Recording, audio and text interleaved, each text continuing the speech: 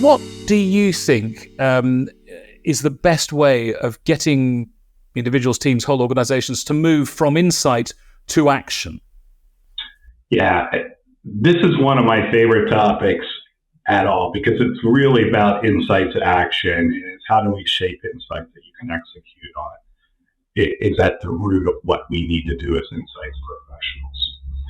It actually goes back one step, Sam, in my thoughts. It's really what is an insight versus a data point. And we need to upskill individuals and teams and organizations to move past data points and move to insights. Because often we can move off of the wrong data point in the wrong direction, which is not an insight.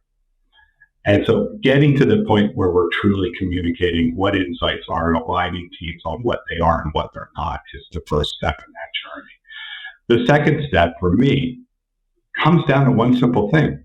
What is the answer we're trying to solve? And once you get to that questioning point of view or the business problem you're trying to solve, it becomes very powerful of why do you want this information would be the additional question. How are you going to change the business with this information? What will this do for our customers? And is this even a priority? In the insights business, we have a backlog of things to solve constantly. Is this a priority now? And if I do solve it, what are you going to do with it? How are we going to move on it? Is this the right use of our time? So answering those questions even before you move into analysis, even before you stand up a study, is so important. And that sets you up for action because you already had the conversation before you put any investment in. And then understanding that this is a process, and as you go through shaping your insights, you focus on what's meaningful and measurable. You need to understand that two goes hand in hand.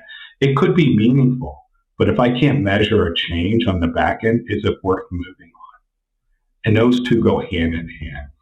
And as I said before, collaboration is key. It is a team sport, and you do have a ripple effect as you read the business together. And if you get used to this team sport, it's like rugby. Everybody's playing different parts of the field, but you all have to come together for the scrum. Read the business as a scrum. That will inspire action of others, and that's a very powerful.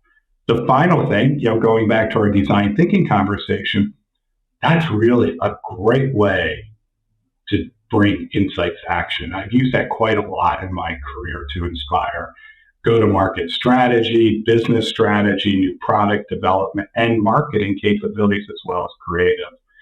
It's a great way to stitch it all together in a collaborative way that's breaking down the normal barriers in an organization and bringing that designer's mind to everything. So those are a couple of the steps that I like to apply, for instance.